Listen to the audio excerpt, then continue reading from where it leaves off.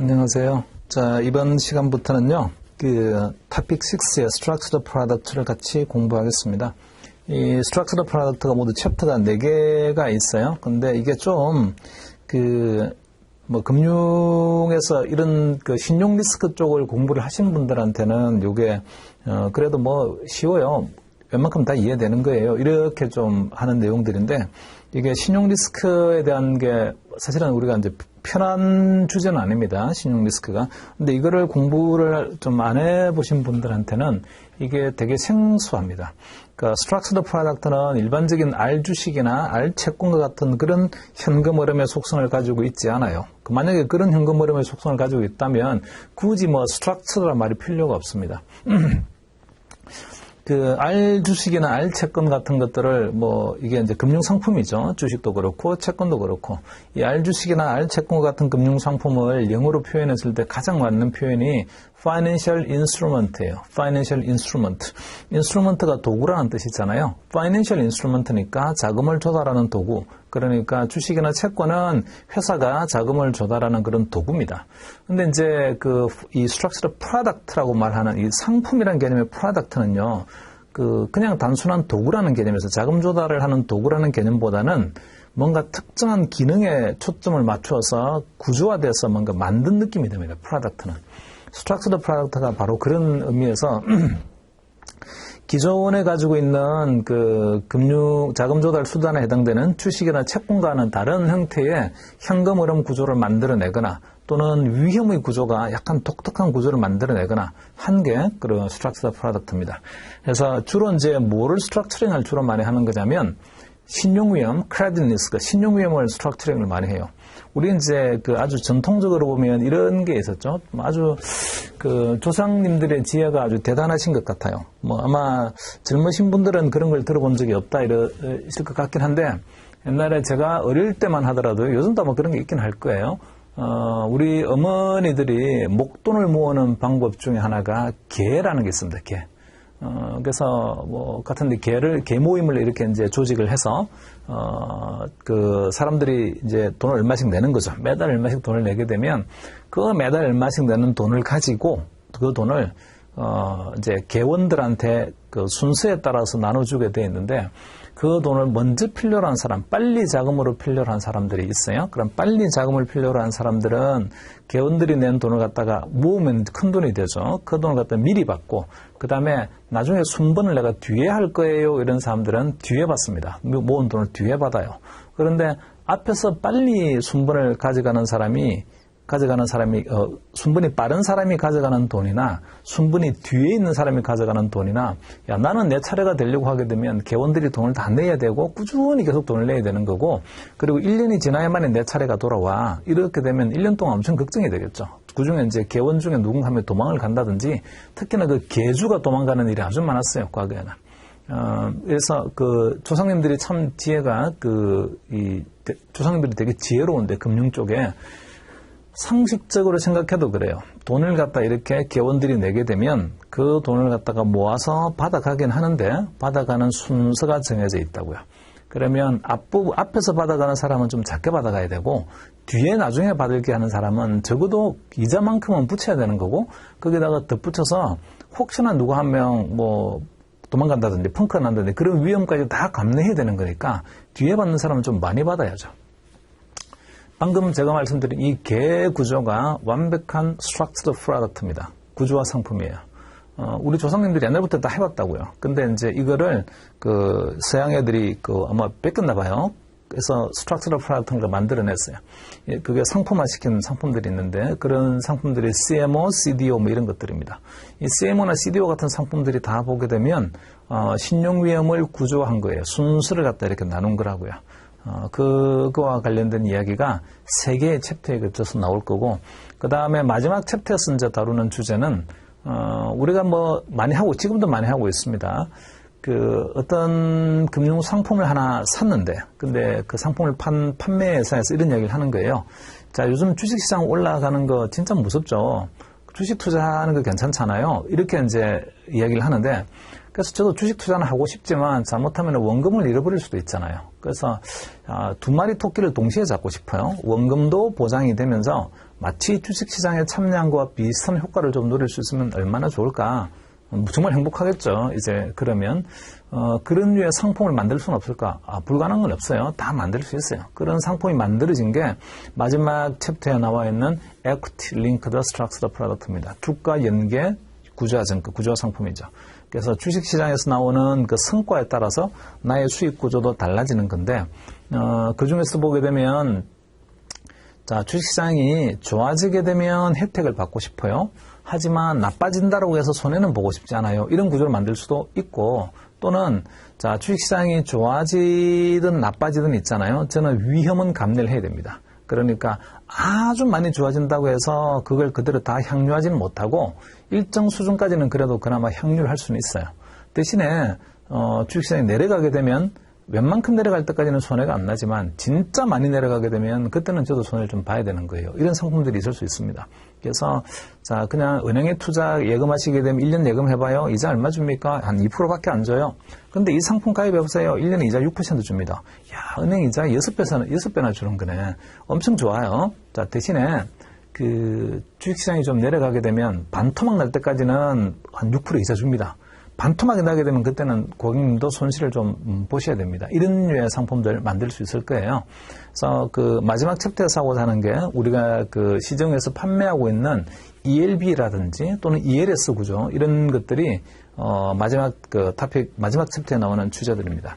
그래서 그 토픽 6번부터 6.1부터 시작해서 6.3까지는 전부 다 신용 위험을 좀 뭔가 순서를 정해 볼 거예요. 누가 먼저 신용 위험을 부담하죠? 누가 맨 마지막에 부담하나요? 여기에 따라서 좀 현금 흐름 구조를 갖다 좀 이렇게 바꿔 볼 거고 위험의 순서를 바꾸는 거죠. 그 다음에 그 마지막 챕터에서는 주식시장하고 연계되는 상품 중에 이런 속성을 가지고 있는 것도 있고 이런 구조를 가지고 있는 것도 있어요. 상품에 대한 소개가 있습니다.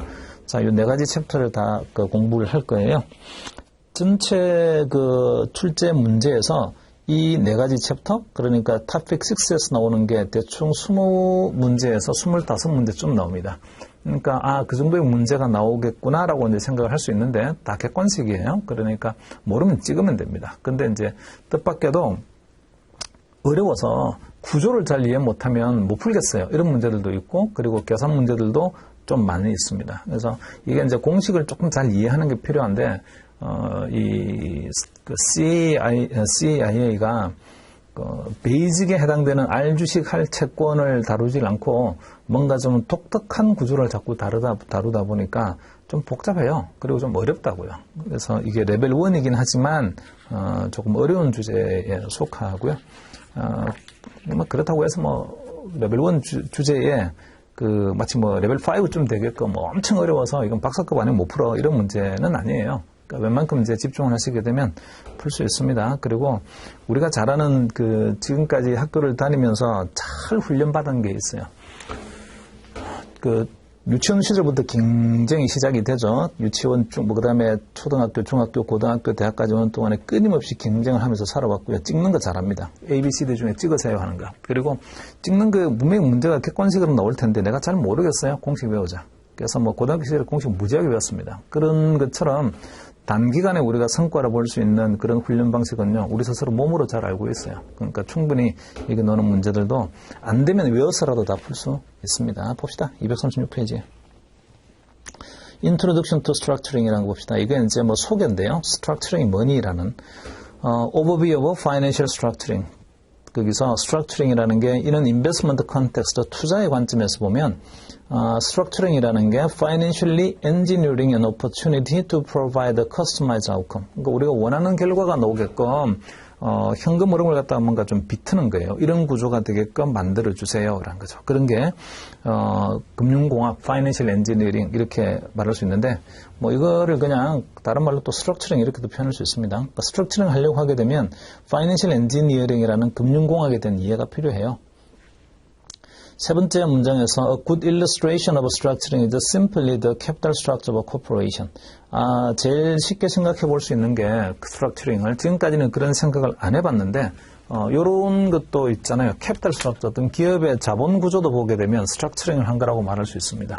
여기 밸런스 시트 이렇게 있고요. 기업의 밸런스 시트 있고, 그 밸런스 시트에 보게 되면 왼쪽이 이제 자산인데, 혹시나 이 회사가 파산을 하게 되면 이 자산에 대한 청구권이 있습니다. 자, 청구권은 그러면 누가 가져가나요? 순서가 있는 거죠. priority. 그러니까 누가 먼저 이거를 가져가는 겁니까? 이 자산에 대한 청구권. 누가 먼저 가져가는 거냐면 채권자가 먼저 갑니다. 이거 가져갑니다. 이거 부채죠. 돈 빌린 사람이 먼저 가져가고 남는 거는요, 자본가, 주주가 가져갑니다. 여기 순서가 있다고요. 그럼 부채 중에서도 보게 되면 누가 먼저 가져가는 건가요? 시니어, 선순위가 먼저 가져가고, 그 다음에 서버더니트, 후순위는요, 좀 뒤에 가져갑니다. 청구권이 그렇죠. 그 다음에 에쿼티 홀더도 보게 되면 preferred stock, 우선주 가지고 있는 사람이 먼저 있잖아요. 그죠? 청구권을 행사를 하고, 그 다음에 common stock, 보통주는요, 맨 마지막에 행사를 하게 됩니다. 우리가 일반적으로 주식을 산다라고 하게 되면 전부 다 커먼 스탁을 산다 이런 이야기죠. 보통주 시장에서 삽니다. 그러니까 또 이 용어 때문에 프리푸드 스탁이 훨씬 좋은 거잖아요. 이렇게 생각할 수 있는데 프리푸드 스탁은 의결권이 없어요. 커먼 스탁만 기업에 대한 주주총회에 참여해서 의결할 수 있는 권리가 있고 프리푸드 스탁은 의결권이 없습니다. 그럼에도 불구하고 왜 프리푸드 붙여놨나요? 사람 헷갈리게. 이 프리푸드란 말은 배당에 대한 청구권이 먼저 있다는 소리입니다. 그러니까 돈에 대한 청구권, 현금 흐름에 대한 청구권은 이런 순서대로 오게 돼 있어요. 근데 이제 의사결정에 참여하는 참여 기준은요, 위에 있는 세 개는 참여를 못하고 얘들만 주주총회에 참여할 수 있게끔 이렇게 돼 있어요. 자, 이게, 요 구조가 기업의 캐피탈 스트럭처죠. 기업의 캐피탈 스트럭처도 그러면 보면, 자, 이 기업의 자산 운용과 관련된 위험을 갖다가 부담한다고요. 위험을 부담하는 순서를 보게 되면 제일 먼저 위험 부담하는 게 누구겠습니까? 맨 밑에 있는 애죠. 왜냐하면 현금 흐름의 순서가 여기서부터 이렇게 밑으로 내려온다고요. 캐시플로우가 이렇게 나오죠. 여기 이제 맨 먼저, 그 다음에 맨 밑에 꼴찌. 그러면 리스크를 보게 되면 리스크는요, 가장 안전한 게 누굽니까? 맨 위에 있는 게 아주 세이프예요. 그리고 맨 밑에 있는 게 아주 리스키하죠. 그래서 이렇게 그 현금 흐름 자체를 갖다가 좀 순서를 정한 거예요. 이런 게 아주 대표적인 스트럭처라고 말할 수 있는데 그렇게 정해진 제도화된 그 기준이 기업의 자본 구조입니다. 부채와 자본을 나누자. 시니어, 선순위, 후순위, 우선주, 보통주 이렇게 나누자. 자, 그리고 맨 236페이지 맨 마지막 문장에 있어요. Structuring could also be based upon liquidity preferences for those with the short-term cash flows needs. 그러니까 단기적으로 돈이 누가 먼저 필요한가요에 따라서 스트럭처링 할 수 있습니다. 제가 처음에 시작할 때 우리 조상님들이 옛날부터 해왔던 개라는 되게 아주 좋은 스트럭처링 상품이 있어요. 그 스트럭처링 상품을 미국 애들이 모방했다고요. 해서 만들어진 게 CDO 같은 게 만들어졌어요. 자, 좀 이따 봅시다. 그것도. 237페이지로 오셔서 Major Types of Structuring이라고 봅시다.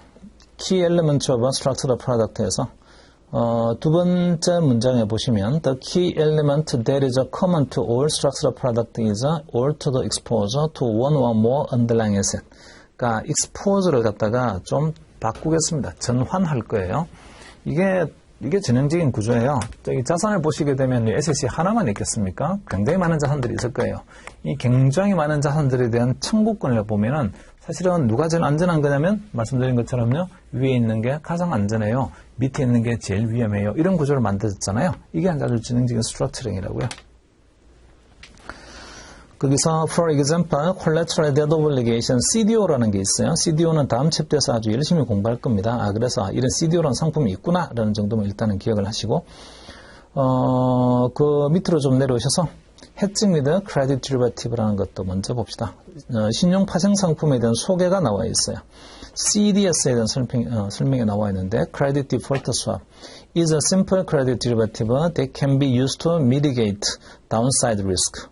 그러니까 i.e. operate as hedging security. 그러니까 CDS라는 게 뭔가 다운사이드 리스크가 가격이 폭락하는 위험을 뭔가 프로텍션 해줄 수 있는 그런 류의 상품인데 일종의 해지할 수 있는 수단입니다. 봅시다. CDS의 구조요. 자, 어떤 은행이 있어요. 뱅크가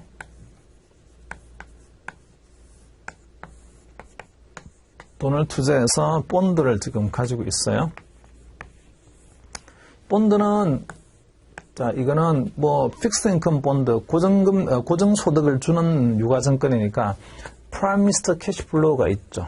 약속한 돈 줄게요 라는 게 있습니다. 예를 든다면 이게 나오는 게 이자 줄게요, 이자 쿠폰 줄게요 이런 게 있을 거고요. 두 번째는 프린시플 원금 상환할게요 이런 것들이 있어요. 이게 이제 약속되어 있는 현금 흐름들입니다. 자, 이 뱅크는 걱정이 되기를 이 본드가 약속한 현금 흐름을 안 줄까봐 걱정이에요. 그래서 뭔가 어디 딜러한테 가서 수합 딜러 같은 데한테 가가지고요. 이런 이야기를 해요. 자, 제가 이 뱅크가 딜러한테 혹시나 얘한테서 이런 돈 안 올 수도 있거든. 안 오게 되면 요 차근같이 폭락하게 될 거야. 폭락한 손해를 갖다 좀 물어줘 라고 뱅크가 딜러한테 가서 말을 할 거예요. 그러면 딜러가요, 자, 보장해 줄게요. 뭐를 보장해 주는 거냐면 요 본드의 디폴트로 인해서 발생하는 손실, 크레딧 로스라고 합니다. 그런 거를 신용 손실 갖다가 있잖아요. 그죠? 보장을 해 줄게. 자, if 미리 정해놓은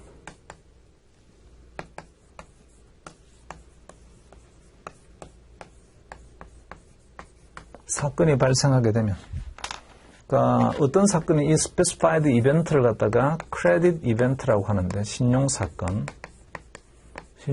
발생하게 되면 그 신용사건의 종류가 여러 가지 있어요. 예를 든다면 이런 거 있어요. 이게 프라미스드 캐시플로우를 이렇게 주게 돼 있잖아요. 그러니까 프라미스드 캐시플로우를 안 줄 수 있을 거예요. 그 프라미스드 캐시플로우를 안 주는 거를 failure to pay라고 합니다. 뒤에 이제 생략된 말이 있을 거예요. failure to pay. 뭐가 생략된 거냐면 the promised cash flow. 약속된 현금 흐름을 안 주는 거죠. 이거를 한 단어로는 그냥 default라고 합니다. 채무 불이행을 한 거죠. 그 다음에 또 보면 아직까지는 이자 줄 날이 멀었어요. 그럼에도 불구하고 이 채권을 발행한 회사가 법원에다가 그냥 파산 신청할 수도 있습니다. 그냥 우리 파산할게요 이럴 수도 있어요. 그런 거를 bankruptcy라고 합니다. 그냥 법정 파산 신청을 해버린 거죠. 본드를 발행한 회사가. 뭐 여러 가지가 있어요. 또는 restructuring. restructuring은 이 회사가, 이 본드를 발행한 회사가 돈을 갚을 만큼 능력이 안 되는 거예요. 그래서 이자 좀 깎아줄게. 원금도 깎아줄게. 만기도 연장해줄게. 그렇게 하게 되면 채권의 가치 툭 떨어집니다. 자, 그런 류의 사건들이죠. 이런 일련의 사건들이 있는데 이 중에서 어떤 하나가 발생하면 그러면 그걸로 인해서 크레딧 로스, 채권가격이 떨어질 테니까 그 손실 물어줄게. 그런데 이 if라는 조건이라는 게 조건이잖아요. 이게 발생할지 안 할지는 몰라요. 그래서 말이죠. 크레딧 로스를 물어주는 게 이렇게 점선입니다. 자, 뱅크는 이런 보장을 받는 대가로, 얘가 손실 나는 거를 물어줄게라고 보장을 받는 대가로 규칙적으로 우리가 당신한테 뭔가를 낼게요 이렇게 합니다. 그 내는 돈을 갖다가 프리미엄 또는 뭐 스프레드라고도 표현합니다. 스프레드를 낼게. 이렇게 돈을 규칙적으로 낼 거예요. 그 대신에 손해나면 물어주세요 이런 거라고요. 자, 이 보니까 굉장히 우리가 알고 있는 금융거래하고 뭐 아주 익숙한 금융거래하고 닮았어요.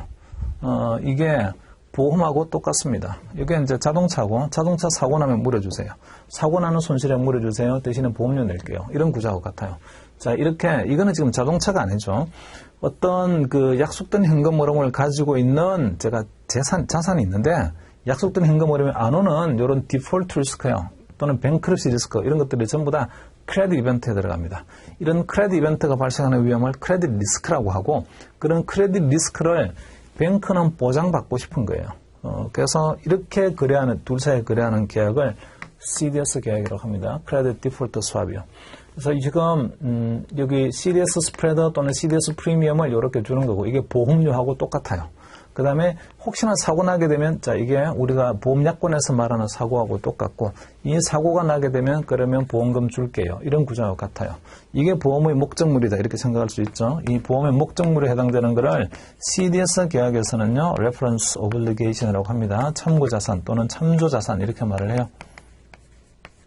보험의 목적물에 해당되는 거고, 그리고 그 뱅크는 지금 이 거래를, 딜러하고의 거래를 통해서 보장을 받는 거잖아요. 얘가 혹시나 사고 나게 되면 손실액 물어주세요라고 보장받는 사람이라서 뱅크는 프로텍션, 보장을 받는 사람, 바이어라고 합니다. 자, 더불어서 이 둘 사이에 지금 이 체결된 계약을 CDS 계약이라고 했잖아요. 보험 계약하고 똑같아요. 그러면 이 뱅크는 보험회사입니까? 아니면 보험가입자입니까? 뱅크는 보험가입자예요. 보험가입자는 보험을 보험회사에 가서 사죠.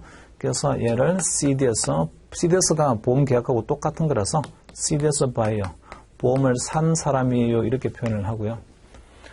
딜러는 보험회사 역할을 하고 있죠. 그래서 이 사람은 보장을 해주는 사람이에요. 보장을 해주는 사람이라서 프로텍션 셀러 합니다. 보장을 판 사람이에요. 보장을 팔고 뭘 받는 거냐면 이 돈을 받는 거죠. 자, 그리고 보험 판 사람이기도 하죠. 그래서 CDS 셀러 이렇게도 표현을 합니다.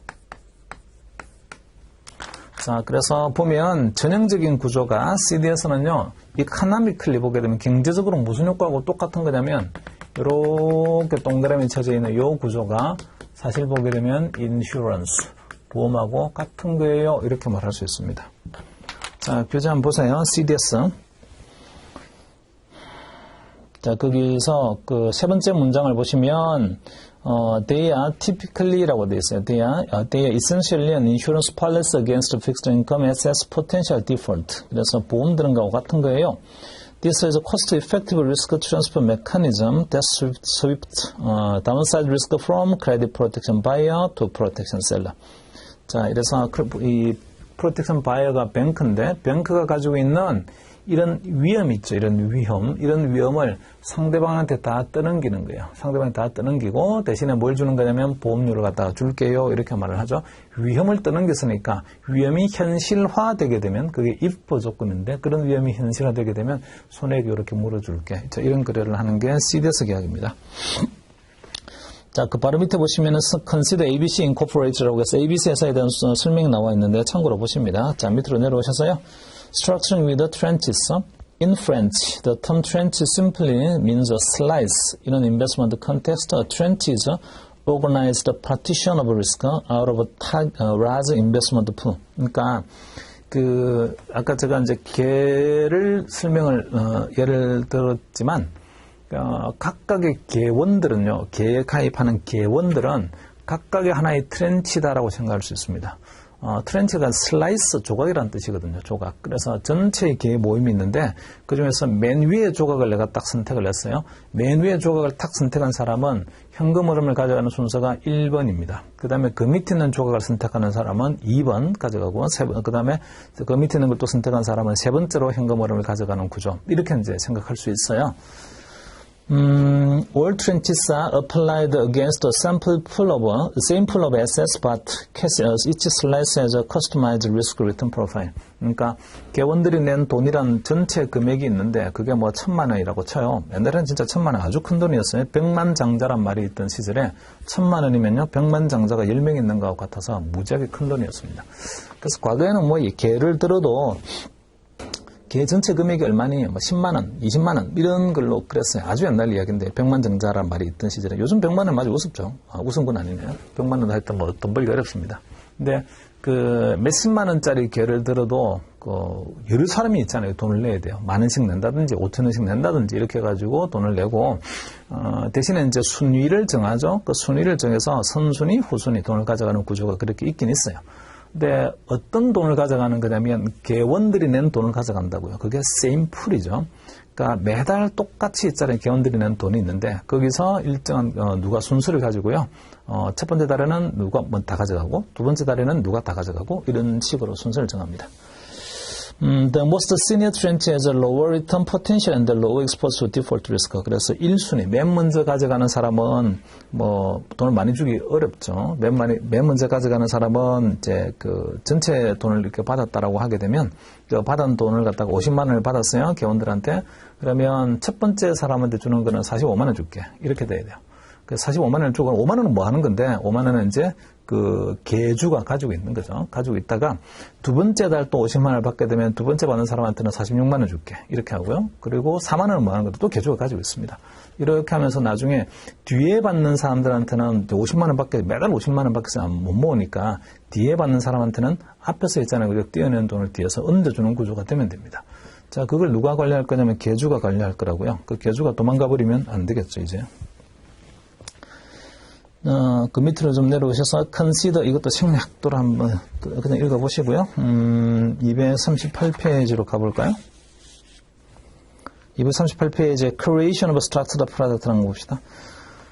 The term structured product is an umbrella term for a very bond asset class, which is comprised of securities enjoying altered risk return profiles of the same basket of underlying asset. 자, 이게 structured product라는 게 일종의 우산형의 상품, 그러니까 그 우산 밑에 굉장히 다양한 개체들이 있습니다. 그래서 하나를 갖다 다 묶어가지고 우산처럼 하나를 다 묶어서 우리는 그걸 structured product라고 말을 하는데. The most common example is a security with a certain tranches that provide limited downside coupled with marginally limited upside potential. 그래서 이제 주로 많이 쓰고 있는 방법이라는 게 어떤 유가증권을 만드는 건데, 자, 유가증권이 트렌치 구조를 가지고 있고요. 그 트렌치들은 보게 되면 각각의 얻을 수 있는 최대 이익과 그다음에 최대 손실이 조금씩 다릅니다. 그래서 나는 이익 많이 안 얻어도 되니까 대신에요, 손해 많이 나지 않길 원해. 이렇게 하게 되면 제일 안전한 걸 선택하면 되고, 아니야, 나는 뭐 뒤에까지 기다리면서 잘 되면 나는 대박 터지는 거고, 안 되게 되면 나도 굉장히 돈 많이 잃을 수도 있어. 하지만 나는 그런 것도 괜찮아 하게 되면 그런 걸 선택을 하면 됩니다. From one vantage point에서 this is like holding a long stock position paired with a long put option and a short call option. 컬러 스트레치 이런 말이 있는데, 그게 칼라 전략은 구조가 이래요. 지금 거기서 설명하고 있는 거는 그냥 주식만 가지고 있다라고 하게 되면 이런 구조죠. 제가 어떤 기초자산이 여기 있어요. 주가가 있는데 주가가 X축 어딘가에 있을 거예요. 제가 처음에 사기를요, 요 가격에 샀습니다. 주가에 샀어요. 자, 이거보다 주가가 더 올라가게 되면 저는 돈 벌겠죠. 이만큼 돈 벌어요. 그 다음에 이게 산 가격이니까. 그 다음에 내려가게 되면 돈을 이렇게 잃습니다. 뒤가 이게 마이너스盈利이에요. 이게 롱스탁 포지션입니다. 주식을 들고 있는 포지션. 근데 저는 이렇게 주식을 들고 있는 것처럼요, 뭐 대박이 터지거나 왕창 읽거나 이런 걸 원치를 않고, 이익을 얻어도 조금 얻으면 돼요. 굳이 많이 안 올라가도 돼요. 요 정도까지 올라가게 되면, 샀을 때보다 이 정도가 올라가게 되면 그 정도로 만족입니다. 그래서 제 수익의 구조는 요 정도에서 멈췄으면 좋겠어요. 멈춰도 상관이 없습니다. 요렇게 내려와도 된다고요. 대신에 손해가 나더라도요, 왕창 손해가 나는 게 아니고 손해 나는 것도 한 요쯤에서 멈췄으면 좋겠어요. 아무리 많이 손해가 나더라도 요거 밑으로는 손해가 안 났으면 좋겠어요. 요렇게 이제 멈추고 싶습니다. 그림이 요런 그림이 돼야죠, 이제. 그래서 이게 이제 보면 좀 리미티드 되어 있는 다운사이드 리스크. 다운사이드 리스크를 좀 줄이고, 반면에 업사이드 포텐셜도요, 여기서 멈추고 싶어요. 그러면 단순히 나이브하게 주식만 들고 있다라고 해서 이런 구조가 나오는 건 아니죠. 주식을 들고 있는 거는 이렇게 45도로 내려오는 그림이 나옵니다. 뭔가 구조화를 해야 돼요. 상품을 만들어야죠. 자, 만드는 방법은 이 롱스탁을 첫 번째 하고요. 두 번째는 이쯤이 값이 뭔지 모르겠는데 지금 이걸 뭐 그냥 X2라고 합시다. 주가가 저는 S0에서 X2까지 올라가면 만족이에요. 이상 올라가는 거는 저는 그런 거 포기입니다. 포기. 자, 그럴 때는 X2를 행사 가격으로 하고 있는 콜옵션 한 개 매도할 거예요. 콜 매도 포지션의 페이오프는 모양이 이렇습니다. 여기는 이제 숏콜이에요. 숏콜 하게 되면 프리미엄을 받아야죠. 옵션 프리미엄을 받아야 돼요. 콜옵션을 매도했으니까 매도하는 사람은 옵션 프리미엄을 받습니다. 자, 주식을 들고 있으면서 콜옵션 한 개를 매도했어요. 이런 구조가 되게 되면 나중에 샀을 때의 주가가 지금 S0인데 이거보다 주가가 더 올라가요. 이렇게 올라가게 되면 주식만 들고 있으면 계속 나도 이익이 커지는 거야. 이런 구조가 되지만 여기서 X2를 행사하고 있는 콜옵션을 매도를 하게 되면 콜 매도한 데에서는 이렇게 손실이 나와요. 이런 손실이. 콜 매도자는 이만큼의 돈을 갖다가 여기 삐끔친 부분의 이 돈만큼을 콜 매수자한테 줘야 됩니다. 그러니까 누가 콜 매수자인지 모르겠지만 콜 매수자한테 이 올라간 부분 X2를 통과해서 올라간 부분만큼 이익만큼은요 줘야 된다고요. 저한테는 손해입니다. 숏 포지션은. 그 손해를 뭘로 바꾸면 되는 거냐면 여기서 주가 올라갔잖아. 요 아래 위가 두 개가 대칭이 되면 되죠. 아래가 대칭. 그러면 제가 가지고 있는 손익의 구조는 이렇게 돼요. 이렇게 딱 꺾어지는 모양이 됩니다. 여기서 멈춰요. 여기 이상 올라가는 거는 저는요 플러스 이익이 제 거 아니에요. 왜냐하면 콜 매도하면서 손실액을 물어주기 위해서 요 위에 있는 걸 이렇게 줘야 돼요. 그러면 저는 여기까지만 이익을 딱 얻는 거고 요 이상의 이익은요 저는 포기입니다. 자, 대신에 콜옵션 프리미엄을 받았어요. 그리고 이 콜옵션 프리미엄 받은 걸 가지고 어디에 쓸 거냐면 이런 거에 쓸 거예요. 혹시나 주가가 내려가면 어떡하지? 주가가 내려가더라도 여기 요 점을 X1이라고 할게요. X1보다 더 내려가는 건 저는 원치 않아요. 자, 이럴 때는 X1을 행사 가격으로 하고 있는 풋 옵션을요 하나 매수하겠습니다. 그러니까 이런 거죠. 지금 풋 옵션을 매수하게 되면 롱 풋은 이런 모양이 나옵니다. 파란색이 되어 있는 거. 얘가 롱 풋이에요. 풋 옵션 매수. 자, 행사 가격을 X1으로 하고 있는 풋 옵션을 매수하게 되면 풋 옵션을 매수했으니까 옵션 프리미엄을 줘야 돼요. 옵션 프리미엄을 주고 사야죠. 풋 옵션을 사야죠. 그리고 여기 숏콜에서 나오는 콜 옵션 매도에서 나오는 옵션 프리미엄과 그러면 이 프리미엄을 이용해서 풋 옵션을 샀어요. 이렇게 하게 되면 이 프리미엄과 프리미엄까지는 두 개가 똑같죠. 자, 똑같게 되면 저는 돈을 추가로 낼 것 없이요. 구조를 이런 끝건선의 구조로 만들었습니다. 옵션과 관련해서 추가로 제 돈 나가는 건 없어요. 옵션 매도해서 번 돈 가지고 옵션 한 개 샀다고요. 이런 구조가 되면 제가 이제 얻을 수 있는 손익의 구조는 이게 노란색 구조처럼요. 끝건선의 그래프가 되고 이 끝건선의 그래프는 그냥 롱스탁 주식을 들고 있는 거에 비해서는요. 구조화시킨 겁니다. 뭘 구조화시킨 거냐면 리스크도요. 좀 다운사이드 리스크도 리미트하고 업사이드 포텐셜도요. 리미트한 거죠.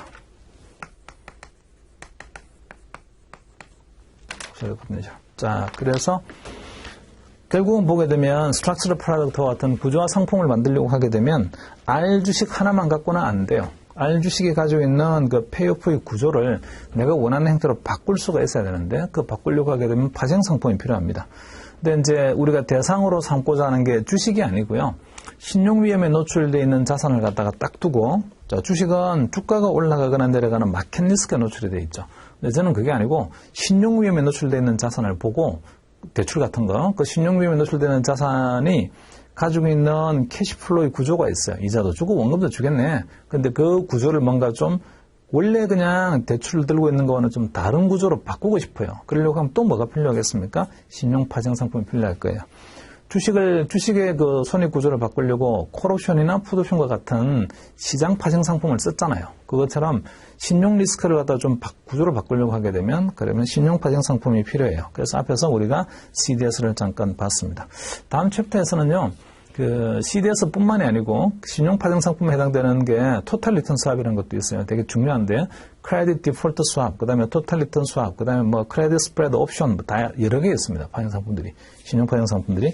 자, 그런 그 파생 상품의 소개는 다음 챕터에서 할 거예요. 그 파생 상품들은 신용 위험에 노출되는 자산의 현금 흐름이나 위험 구조를 스트럭처링을 하기 위해서 쓰는 도구들입니다. 도구. 자, 238페이지 중간에 The Economic Role of Structuring에서요. Economic Role of Structured Product. There are two parties involved in structured product. 셀러가 있고요. The seller is driven by desire to collect a fee. 어쨌든 이 structured product도 상품이라고요. 상품을 시장에 공급하는 사람이 있어야 돼요. 그 공급자는 이 공급과 관련해서 어떤 수수료 받습니다. They will package a series of assets into a pool. 그러니까 이런저런 그 동질의 위험을 가지고 있는 자산을 갖다 이렇게 풀로 묶었어요. 그럼 묶은 집단으로부터 이제 돈이 나오게 될 거예요. 근데 이 돈 나오는 거를 뭔가 구조화시켰어요. 구조화시킨 상품을 이제는 팔러 가야죠. 그 파는 사람들은 그 파는 가격에 내가 원하는 수수료가 포함이 되어 있습니다. 그리고 and then structure the product into trench 구조로 바꿔서 파는 거죠. 수수료 받고. 그 가격에 이제 수수료가 포함이 되어 있는 거예요. 그 다음에 또 둘레 다섯 번째 줄에 보게 되면 the buyer is motivated by the series of potential desire. 사는 사람은 왜 사나요? 사는 사람은 자기들이 원하는 그런 어떤 목표가 있어요. 나는 뭐 저위험 저수익 구조 원해요. 이럴 수도 있고 나는 고위험 고수익 구조 원해요. 이럴 수도 있어서 그 원하는 트렌치를 갖다 자기가 집어들면 됩니다.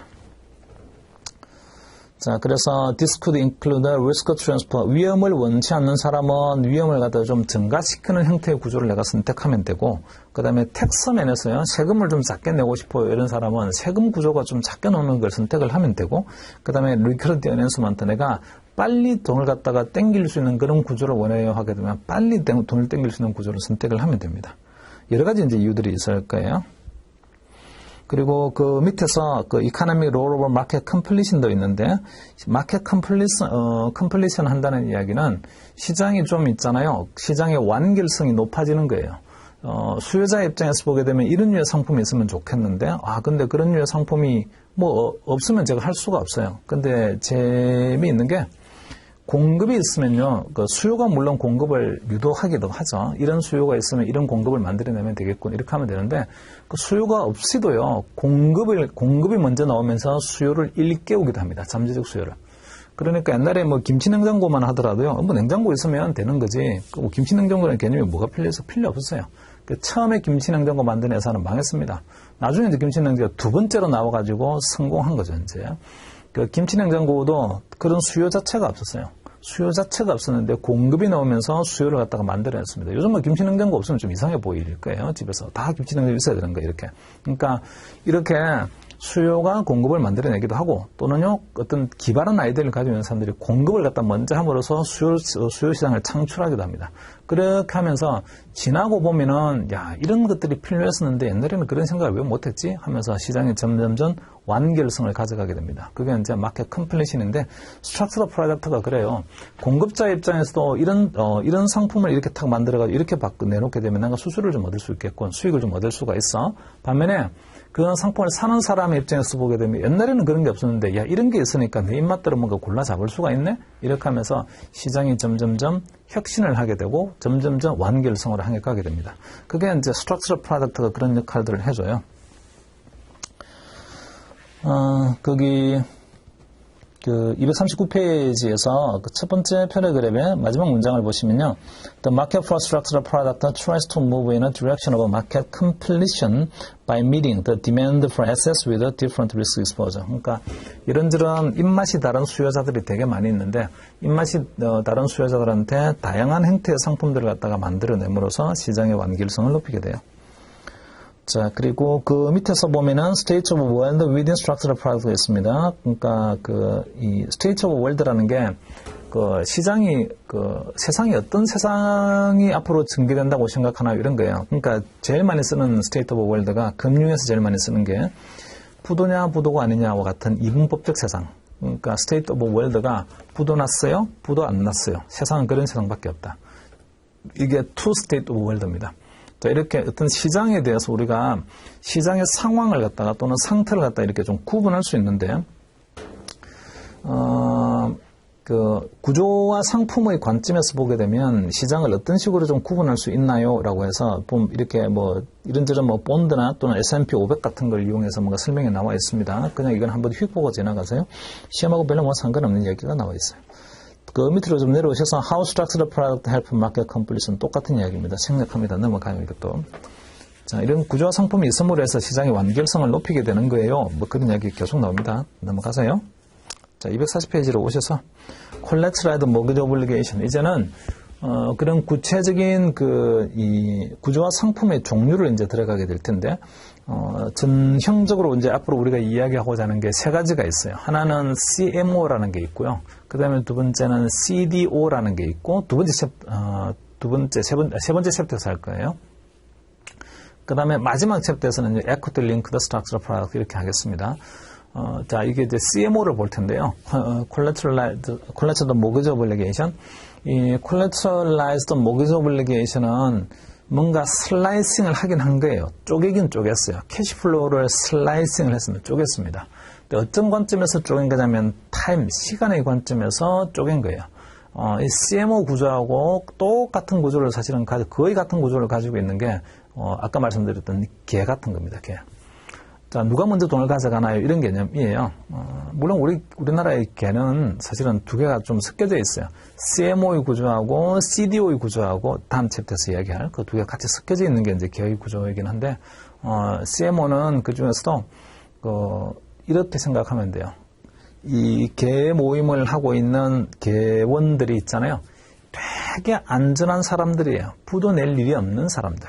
자, 그러니까 모은 돈 자체가 있잖아요. 그죠? 돈이 안 모일 리가 없어요. 반드시 돈이 모입니다. 매달 돈이 항상 모여요.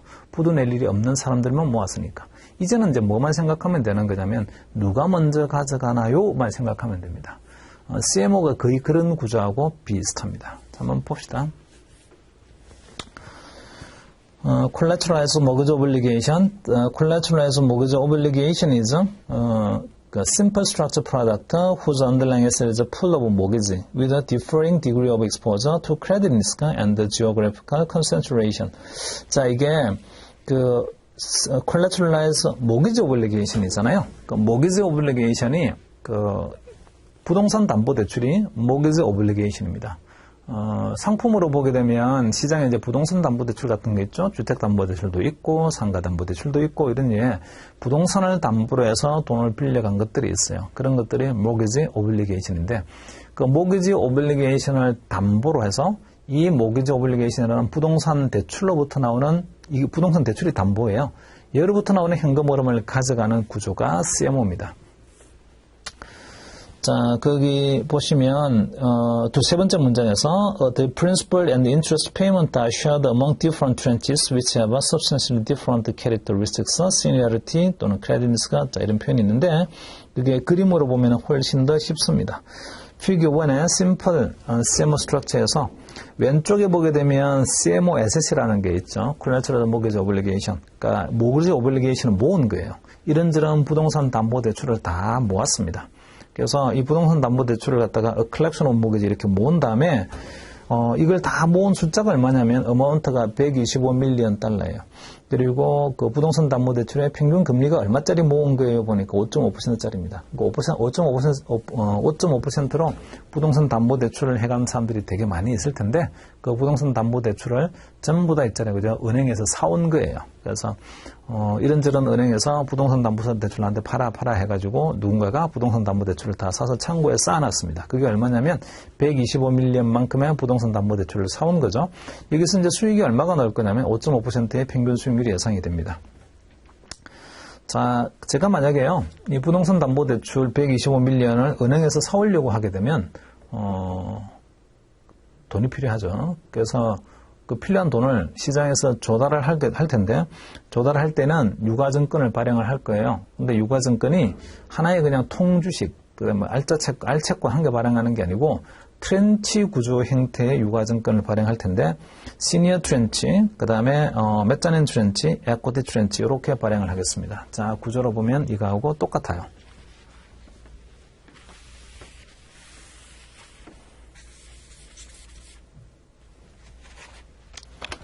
자, 제가 여기 자산을 갖다가 사올 거예요. 여기 자산을 사올 텐데 이게 얼마만큼 사올 거냐면 125밀리언만큼의 자산을 사오겠습니다. 이 자산의 종류가 뭐냐면 mortgage obligation이에요.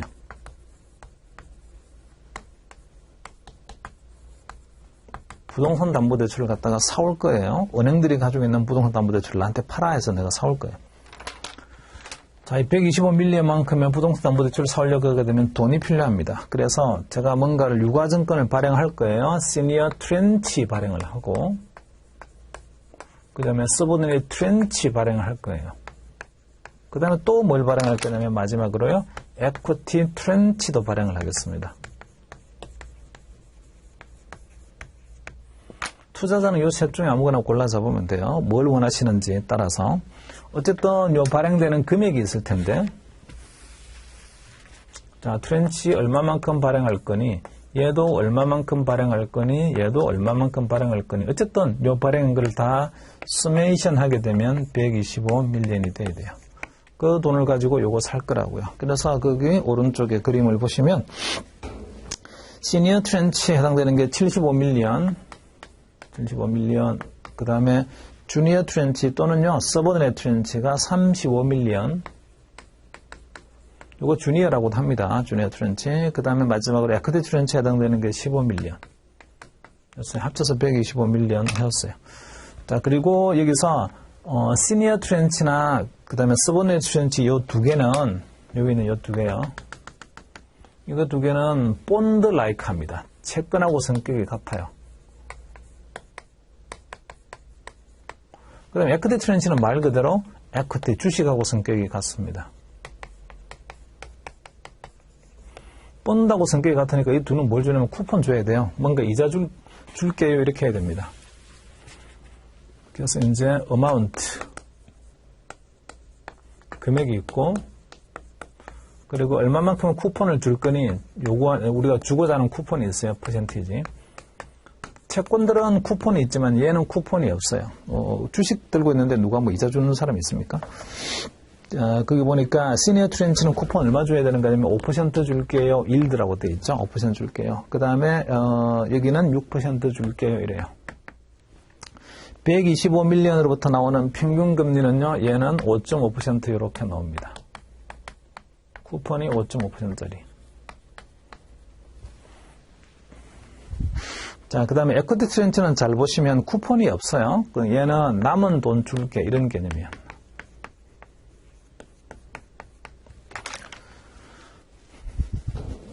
자, 밑으로 오셔서 그 그림 바로 밑에 한번 볼까요? The assets of CMO on the left side figure 1 are sometimes known as a collateral pool. 그러니까 자산을 collateral pool이라고도 하는데 The pool is a heterogeneous collection of mortgages with a different maturity, different yield, and different geographic location. 그러니까 금리도 다르고요. 뭐 조금씩 다 다른 만기도 다르고 다 달라요. 어쨌든 현금 흐름이 온다는 점에서는 똑같습니다. 이자나 나중에 원금을 주는 그런 자산이 왼쪽에 쌓여 있는 거 이런 점에서는 똑같아요.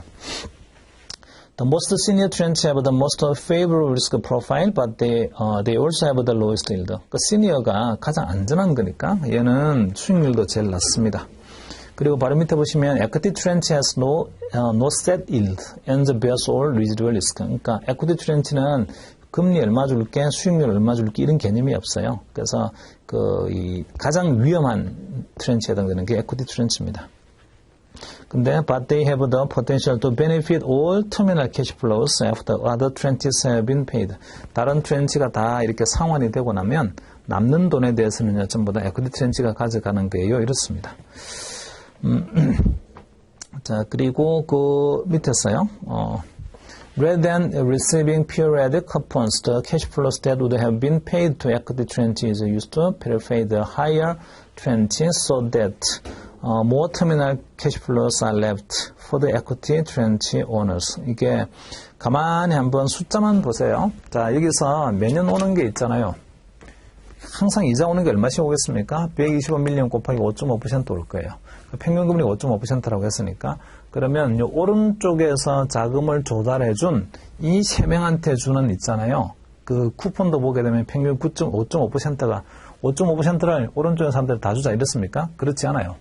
이건 75밀리언과 35밀리언 요거 두 개에 대해서만요 5%와 6% 주는 거잖아요. 얘는 이자라는 개념이 지금 없다고요. 그래서 받아오는 이자 대비 실제로 이 두 개한테 나가는 이자는 작습니다. 그래서 남은 건 누구 주는 건데 부도만 안 나고 끝까지 간다면 에쿼티 트렌치가요 돈을 많이 받을 수 있는 그런 구조이긴 해요. 근데 저기 자산이 많이 부도가 많이 나버린다 이렇게 하게 되면 얘들한테는 이자를 다 줘야 되는 거니까 얘는 받을 돈이 거의 없어지는 그런 위험도 있습니다. 자, 241페이지 맨 위에서 if this were a pool of insured mortgages, then the goal would be to spread the cash flows and the maturity timing to different tranches because the default risk is evaporated due to the insurance. 자, 이제 문제는 만약에 이 크레딧 이 왼쪽에 나오는 모기지 오블리게이션이 인슈어드 돼 있어요. 보험에 들어 있다고요. 그러니까 디폴트 날 일이 전혀 없어. 만약에 이런 의미라고 하게 되면 단순히 이 트렌치는 무슨 의미만 하는 거냐면 돈 누가 먼저 가져가는 거니 그것만 정한 겁니다. 그것만. 그래서 이자를 갖다 누가 먼저 가져가는 거니 누가 먼저 가져가기는 시니어 트렌치가 먼저 가져가야지. 그 다음에 서버넷이 가져가고 그 다음에 가져가는 거 이런 구조가 돼요. 단순히 순서만 정하는 구조가 되는데, 그리고 if there were commercial loans to subprime loans, then the goal of the tranche to distribute default risk. 근데 만약에 이 대출이 그 커머셜 론이나 서브프라임 론 이렇게 말을 한 이유는 커머셜 론이나 서브프라임 론은요 인슈런스가 없습니다. 보험이라는 개념이 없어요. 그러니까 주택담보대출로 돈을 빌리게 되면 우리나라랑 구조가 좀 달라요. 주택담보대출을 빌리게 되면 그 주택담보대출에 대한 보험이 있는데 마치 보험처럼 이거 서브프라임이나 이런 것들은 그 비우량 대출이에요. 여기는 보험 구조가 거의 보험회사가 누가 보험 받아주려고 하겠어요? 그래서 커머셜 론이나 이런 그 서브프라임 론들은 보면 인슈런스가 걸려져 있잖아요. 보험으로 있잖아요. 보장을 받지 못하는 거라서 크레딧 리스크가 되게 커요. 그래서 만약에 이제 이 자산이 안전한 자산이에요 하게 되면 캐시플로우를 누가 먼저 가져갈까? 이게 이제 초점이 맞춰지는 거고, 이게 불안한 자산이에요 하게 되면 디폴트 위험을 누가 먼저 따놔야 되는 거지, 이런 식으로 초점이 맞춰지게 됩니다. 그 중에서 CMO는 캐시플로우를 그냥 누가 먼저 가져가는 거니, 거기에 대한 게 누가 먼저 원금을 상환을 받는 거니, 이런 개념으로 좀 접근이 되어 있고, CDO는 디폴트가 나게 되면 손실을 누가 따놔야 되는 거니, 이런 식으로 좀 접근이 되어 있어요. 자, 다음 챕터까지 공부를 하시게 되면 지금 말씀드리는 게 좀 이해가 됩니다. 자, 거기 박사 모자 바로 밑에 보시면 The issue of a CDO will receive a monthly cash flows from the mortgage payment. These payments are a combination of interest, principal, and possibly principal prepayment. 자, 이것은 이제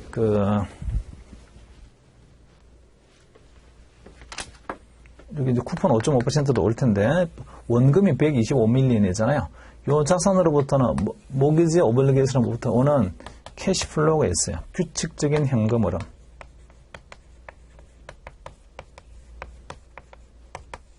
첫 번째는 요거 만기가 다 똑같지가 않아요. 자산의 만기가 같죠. 디퍼런트 머추리 만기가 다 다릅니다. 만기가 다르다 보니까 여기 오는 현금 규칙적으로 현금 흐름 중에는 뭐가 있을 거냐면요.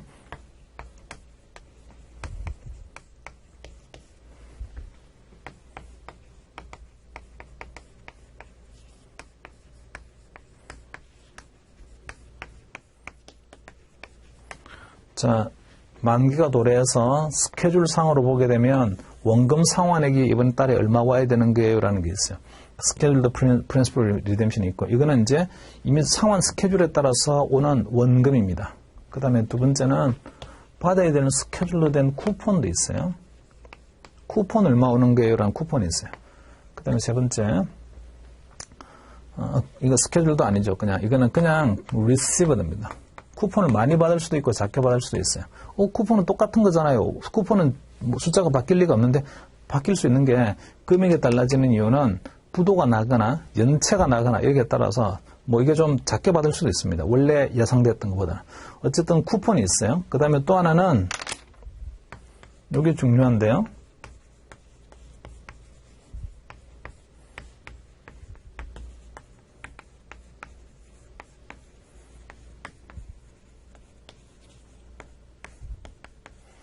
스케줄에는 없었어요. 근데 갑자기 원금이 상환되었어. 이거를 프리페이먼트라고 합니다.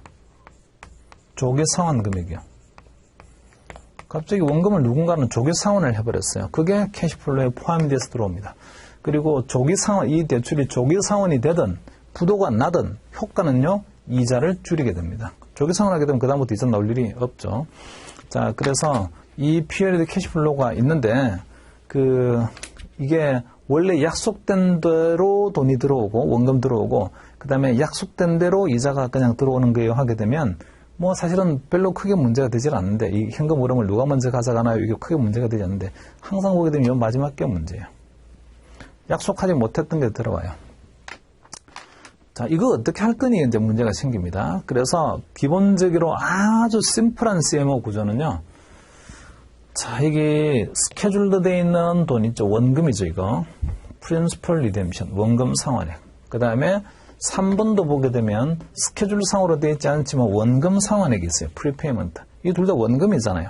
원금은 전부 다 시니어한테 먼저 갚습니다. 시니어가 갚아요.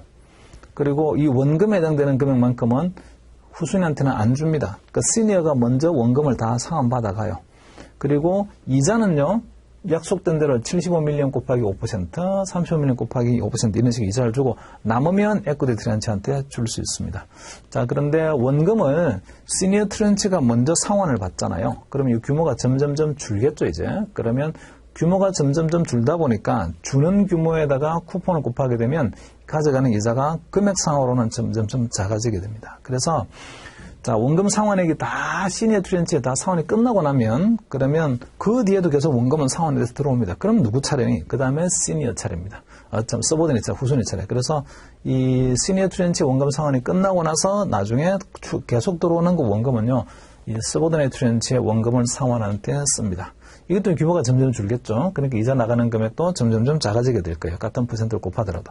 얘 원금 상환도 다 끝났어요. 다 끝나고 나면 그럼에도 불구하고 여전히 있잖아요. 남아있는 금액 중에서 이자 원금이 나올 텐데 그건 다 누구 거냐면 전부 다 에quity 트렌치 겁니다. 자, 구조가 그런 구조예요. 방금 말씀드린 그 구조가 sequential pay입니다. sequential하다는 게 순차적으로 뭔가 원금을 상환한다 이런 개념인데요.